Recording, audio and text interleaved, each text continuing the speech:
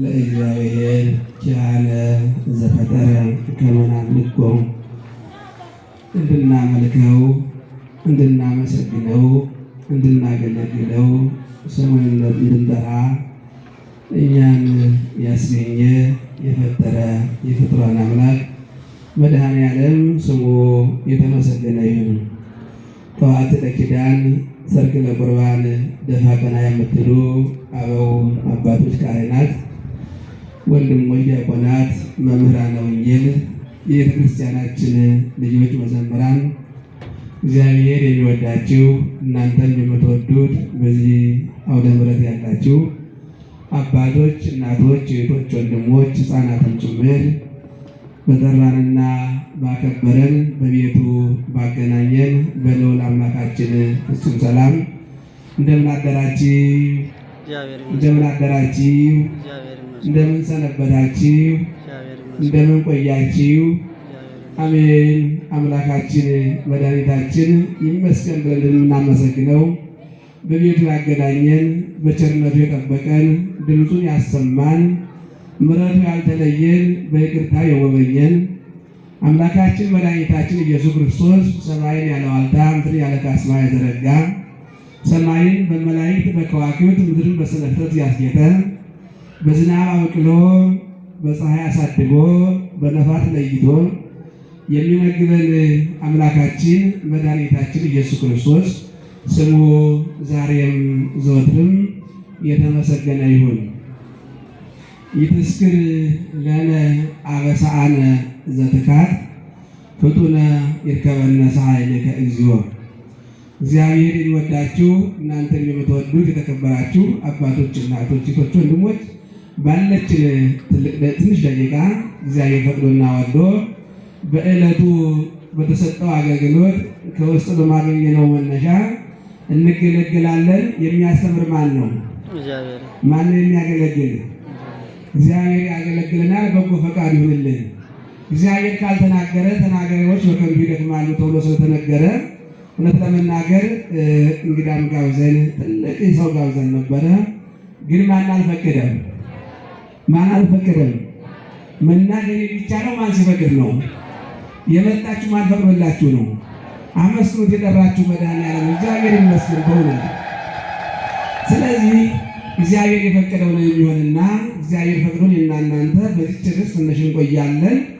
ነቢየ እግዚአብሔር ዳዊት እግዚአብሔር የመሰከረለት እንደ ልቤ ያለው የእግዚአብሔርን መልእክት የሚያስተላልፍ ከእግዚአብሔር ውጭ የሆነ ስራ የማይሰራ እግዚአብሔርን ብቻ የሚያገለግል የእግዚአብሔርን ትእዛዝ የሚፈጽም በሰዓተ ቁጥር ደግሞ እያነባ እግዚአብሔርን የሚጠይቅ እግዚአብሔርን መልስ የሚሰጠው ዕለት ዕለት ወደ እግዚአብሔር የሚጮህና የሚጸልይ እግዚአብሔር እንደ ልቤ ብሎ የመሰከረለት በበገና መለጠር እያመሰገነ የነበረው ዳዊት ከእረኝነት የጠራው ዳዊት የተናገረው ኃይለ ቃል ነው። መዝሙር 78 ላይ እናገኘዋለን።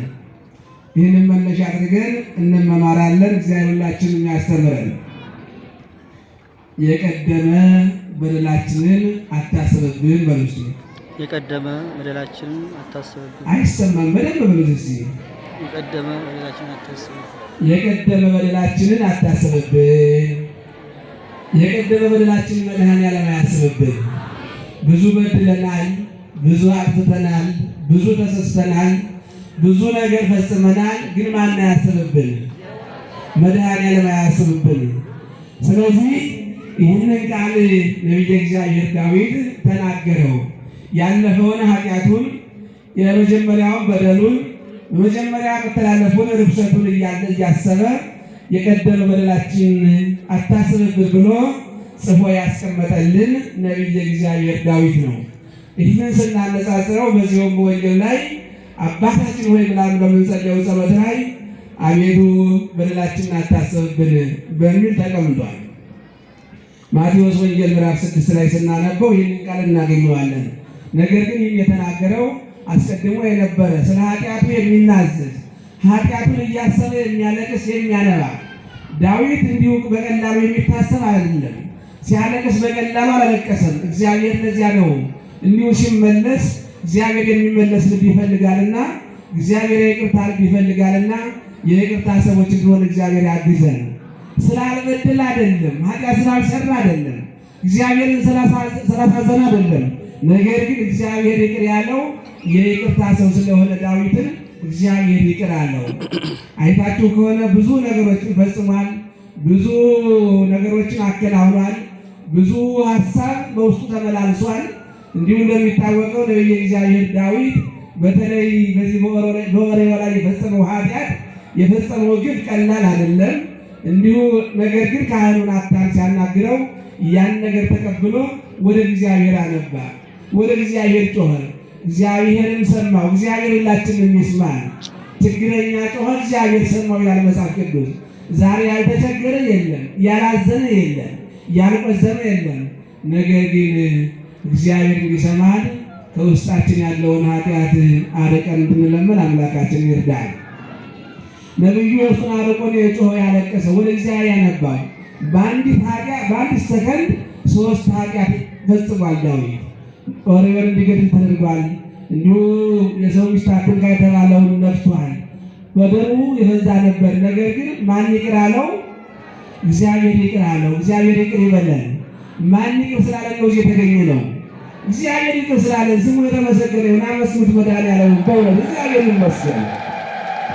ስለዚህ የቀደመ በደላችንን አታስብብን፣ ያለፈውን ኃጢአታችንን አታስብብን፣ ጌታ ሆይ ይቅር በለን ብሎ ነቢዩ ተናገረ። እስመ መሐሪ ወጻድቅ እግዚአብሔር፣ እግዚአብሔር ይቅር ባይ ጻድቅ ርኅሩኅ ቸር ነውና በይቅርታው በምሕረቱ ዳዊትን ጎበኘው። ሁላችንም እግዚአብሔር ይጎብኘን፣ እግዚአብሔር ይቅር ይበለን።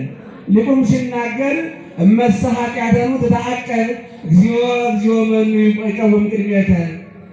በእውነት በደላችንን እግዚአብሔር ቢስተሳሰብ ኑሮ፣ ኃጢአታችንን እግዚአብሔር ቢመረምር ኑሮ፣ ማንነታችን እግዚአብሔር ጽፎ እዚህ ቢገኝ እዚህ መቆም እንችላለን እንዴ?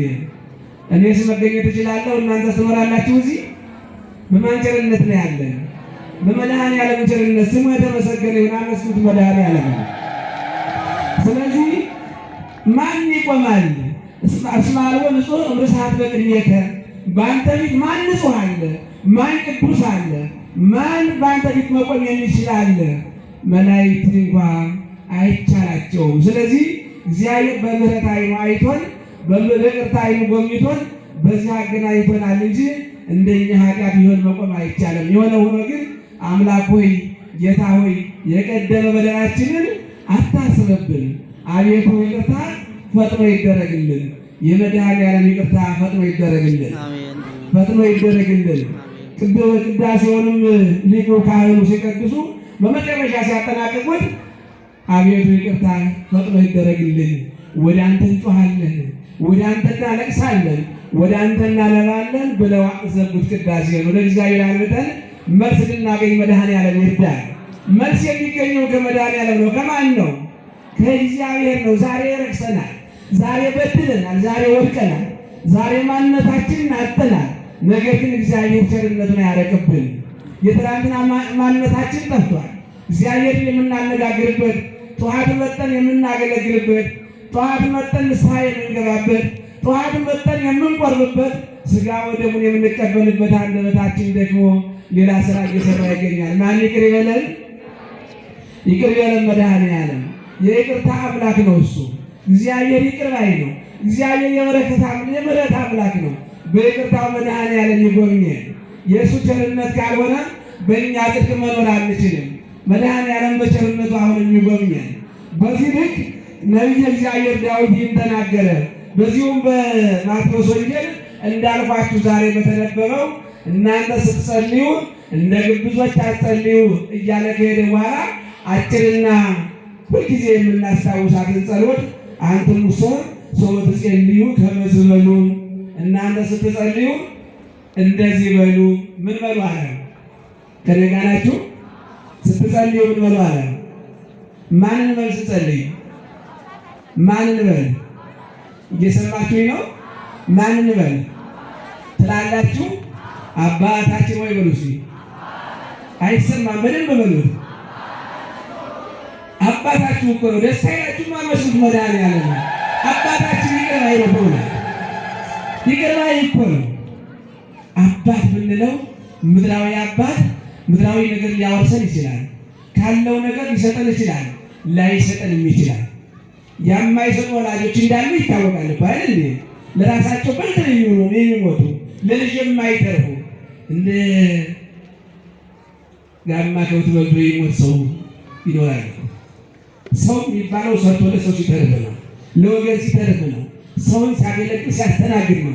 ስለዚህ አባታችን ወይ ብለን የምንጠራው አባት አለን። አባባ ብለን የምንጠራው የማይሰለቸን። ስለዚህ ስትጸልዩ እንደዚህ ብላችሁ ጸልዩ። ማን ብላችሁ ጸልዩ? አባታችን ወይ ብላችሁ ጸልዩ። ሳትሉ እንዳትሉ እግዚአብሔር ያግዛችሁ። አባታችሁን ሳትጠሩ እንዳትውሉ። የምሕረት አባት ነው፣ የይቅርታ አባት ነው፣ የበረከት አምላክ ነው። እሱን ሳንጠራ እንዳንውል አምላካችን ይርዳል። በዚህ በአረጋዊ መንፈሳዊ ላይ አንድ ቅዱስ በረሃ ወድቆ ዕለት ዕለት አባታችን ሆይ ይላል። ምን ይላል? አባታችን ሆይ ይላል። አባታችን ሆይ ስትሉ ሕሊናችሁ ሰባቱን ሰማያት ማለት አለበት። እየሰማችሁኝ ነው? ኔትወርካችሁ ሳይጨናነቅ ክፍት ሆኖ ወደ አባታችን ወደ መድኃኔዓለም እንዲደርስ አምላካችን ይርዳል እና ዕለት ዕለት አባታችን ሆይ ብቻ ነው የሚለው። በበረሃ ወድቋል እኮ ሙሉ ጊዜውን የሰጠ ሰው ነው። ነገር ግን አባታችን ሆይ አባቴ ሆይ አባቴ ሆይ ሌላ ድምፅ የለውም። ከዚህ የበለጠ ድምፅ አለ እንዴ? ከዚህ የበለጠ ጥሪ አለ እንዴ? ዛሬ እየሰማን ያለ ማን ነው? መድኃኔዓለም እኮ ነው።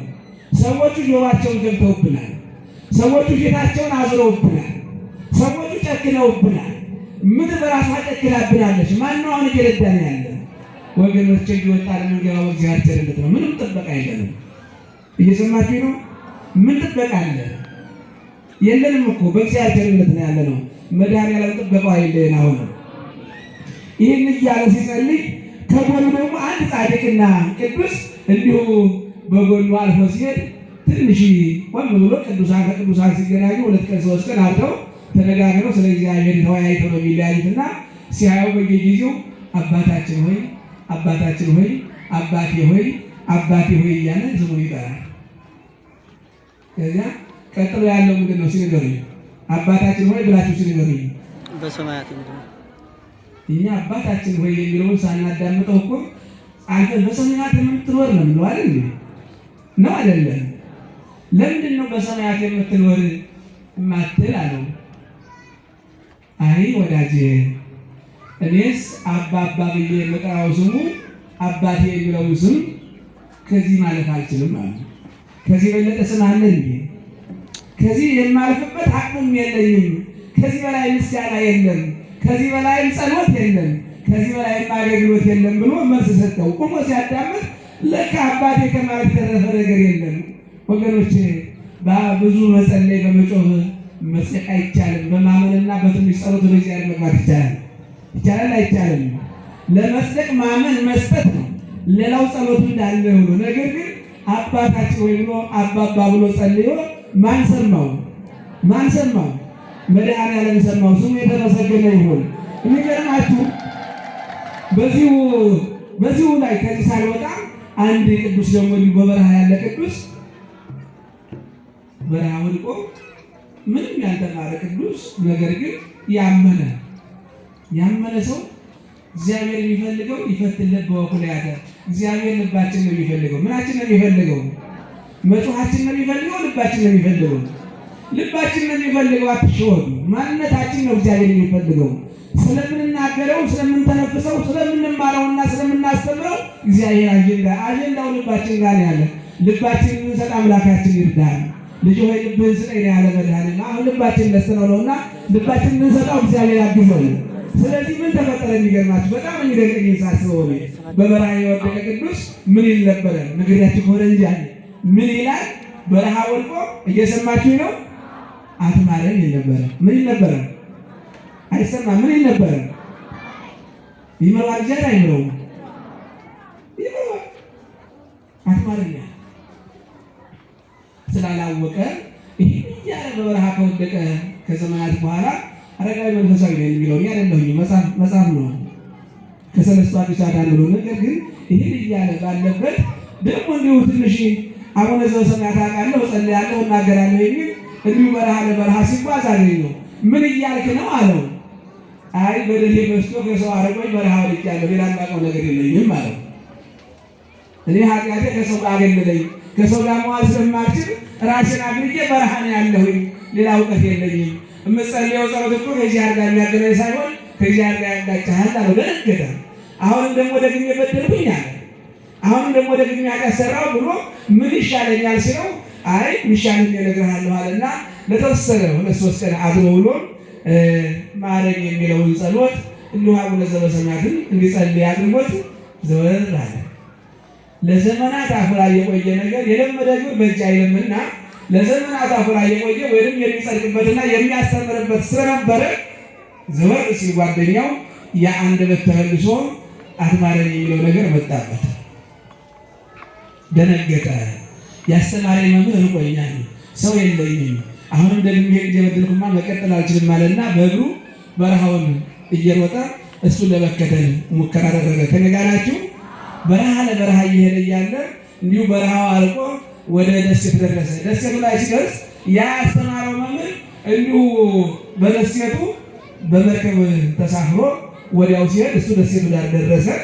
ሲደርስ እዚያ መርከብ የሚያሳፍሩትን እንዲህ ያለ ባሰው፣ እንዲህ ያለ ልብስ የለበሰ፣ እንዲህ ያለ ሽማግሌ በዚህ መጥቶ ነበር ብሎ ሲጠይቃቸው አይ አሁን መጣ፣ ለትንሽ ቀደመ፣ አሁን ተሳፍሮ ወደ ደሴት እየሄደ ነው ብለው አሉት። ወዴት እየሄደ ነው? እየተሻገረ ነው። እየሰማችሁ ነው? እየተሻገረ ነው አለ። ወይኔ መምህር ያለና ደንግጦ ያ በመርከብ ሲሄድ የነበረውን በእግሩ እየረገጠ ተነስቶ ሄደ። በምን እየረገጠ ሄደ? በማን ይቻላል? ማን ስለሰማ ይመስላችኋል? እግዚአብሔር ይመስገን። መድኃኒዓለም አመስግኑት። እግዚአብሔር ይመስገን። በእውነት ሰማ። በእግሩ እየረገጠ ሲሄድ መሀል ባህር ላይ ሲገናኙ ያኛው እንዲሁ መርከቡን ቀድሞ መንገድ ላይ በመስኮት አንኳኩቶ እንዲህ ያለ ሰው አናግሩልኝ ባላካችሁ ፈልጌ ነው ብሎ ሲላቸው በእግሩ እየተከተላቸው በጎን በመስኮት በመርከብ መስኮት አየውና ምን ታደርግ መጣህ አለው። መምህር በጣም ይቅርታ አስተማርከኝ፣ ትምህርት ጠፋኝ፣ እንድታስተምረኝ ደግሞ ፈልጌ ነው አለው። አባቴ በድያለሁ፣ አጥፍቻለሁ፣ እኔንም በጸሎት አስበኝ፣ እዚያው በለመድከው በላ ነው በለመድከው ጸልይ። እግዚአብሔር እንደዚህ ነው። ተሸዋውደናል፣ አልተገናኘንም። እንድንገናኝ እግዚአብሔር ያግዘን። 24 ሰዓት እንጸልያለን፣ እናገለግላለን፣ እናመሰግናለን። መልሱ ነው አሁን ችግር የሆነ። መልስ ማግኘት አልተቻለም። መልስ ልናገኝ አምላካችን ይርዳል። አይታችኋል። የተማረው እውቀት ያለው በአግባቡ ሊያስተናግደው የሚመክረው እንዲሁ ሳይበቃ አትማረኝ ያለው ሰው በቅቶ እግዚአብሔር ማን ሰማው? ማን ሰማው? እግዚአብሔር ልብ ይስጠን። ልብ አጠረ ልብ ይስጠን መድኃኒዓለም። ስለዚህ የምንጸልየውን ጸሎት አስበን እንድንጸልይ አምላካችን ይርዳል። ኢየሱስ ክርስቶስ አጭር ጸሎት፣ የህሊና ጸሎት፣ የማይሰለች ጸሎት፣ ለትልቁ ለትንሹ የማይል ሁሉን የሚያካትት አጠር ያለ ጸሎት ማንን ሰጠን? አባታችን ሆይ የሚል ጸሎት። አባታችን ብለን እናመሰግነው መድኃኒዓለም ይርዳል። ይችን ቆም ብለን ትልቅም ትንሽም ሰራተኛም አሰሪም ምንም ምን ሳይባል ይህንን ጸሎት በቀን 7 ጊዜ እንጸልየው ቅድስት ቤተክርስቲያናችን አዛናለች። እናንተ ስትጸልዩ እንደዚህ በሉ። አባታችን ሆይ። ወገኖቼ አባት ርስቱን ያወርሳል። አባት ያለውን ነገር ሁሉ ይሰጣል። ትናንትና በብሉይ ኪዳን የነበሩ ሰዎች ይህን ዕድል አላገኙትም። ይህንን ዕድል የሰጠን ለእኛ ነውና መድኃኒዓለም ስሙ የተመሰገነ ይሁን። አመስግኑት መድኃኒዓለም ክብር ይግባው። ለማንም አልተሰጠም። በብሉይ ኪዳን የነበሩ ሰዎች አምላካችን ፈጣሪያችን ይሉት ነበር። አባት ተብሎ ግን የተገኘ ለእኛ ለሐዲስ ኪዳን ልጆች ነው።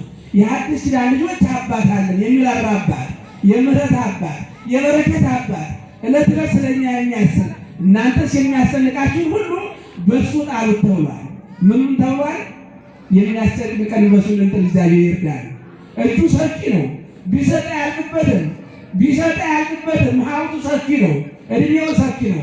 ነገር ግን የሚያስጨንቀን ነገር ወደ እሱ ከመጣል ይልቅ ወደ ሌላ መስመር እየሄድን በማያስፈልግ መስመር ላይ ተሰማርተን ያለነውና ከዚያ ወጥተን እግዚአብሔር እናገለግል አምላካችን ይርዳል።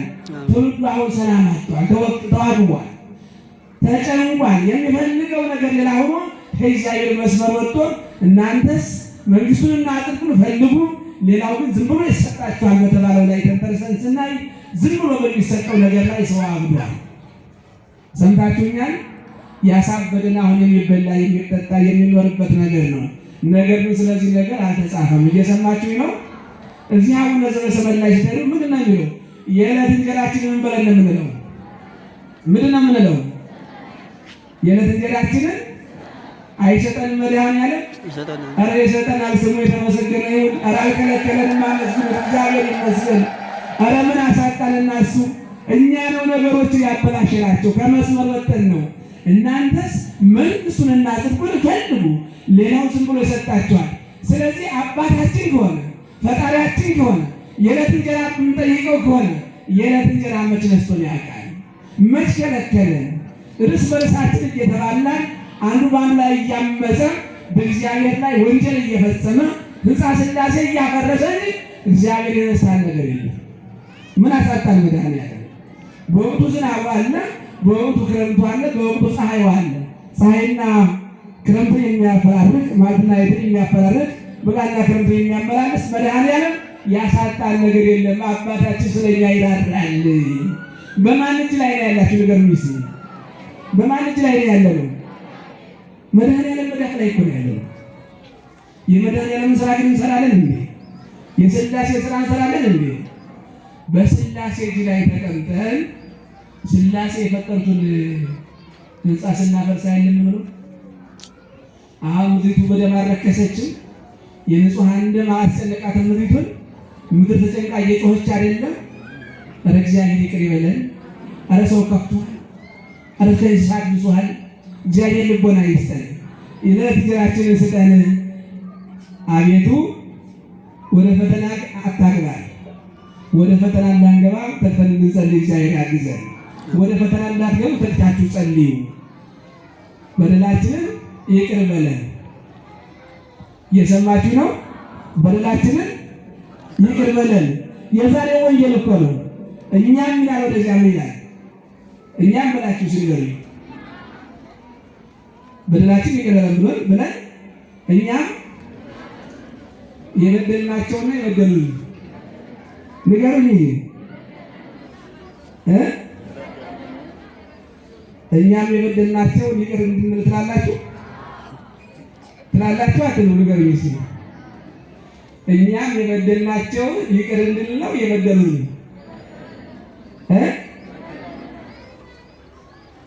አይ እኛም የበደልናቸውን ይቅር እንድንል አቤት ይቅር በለን የሚል ሰው አለ? የለም።